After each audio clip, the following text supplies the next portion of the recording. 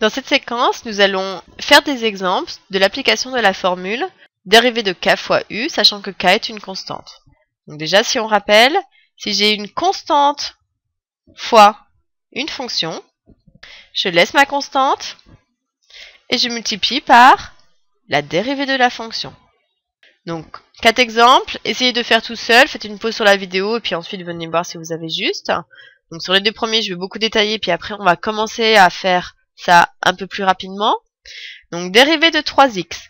Donc on reconnaît, la constante c'est 3, ma fonction u c'est x.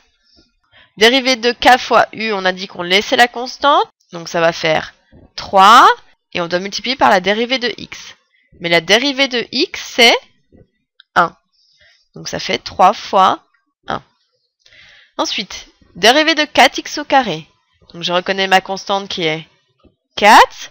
Ma fonction u c'est x au carré. Donc quand on calcule la dérivée, on laisse le 4 et on multiplie par la dérivée de x au carré. Mais la dérivée de x au carré c'est 2x. Donc ce sera 4 fois 2x, c'est-à-dire que lorsque je simplifie, sera 8x. Dérivée de moins 5 ln de t. Donc je reconnais ma constante qui est moins 5 fois ma fonction u, c'est-à-dire ln de t. Donc si je fais cette dérivée, je laisse le moins 5 et je multiplie par la dérivée de ln de t, mais la dérivée de ln de t c'est 1 sur t.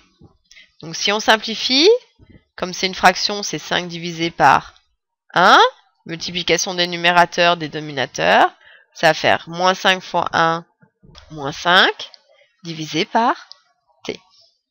Dérivée de moins 2 sur t.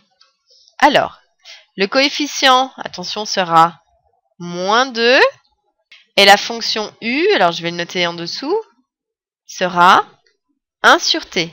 Puisque, en fait, je pourrais écrire moins 2 sur t comme étant moins 2 fois 1 sur t. Donc je vois bien ici, ça c'est mon k, ça c'est mon u.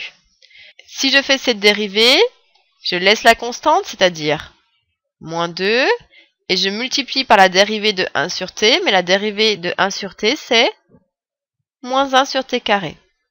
Simplification, moins par moins ça fait plus, la même chose, c'est 2 divisé par 1, donc multiplication numérateur, dénominateur, donc ça va faire 2 sur t carré.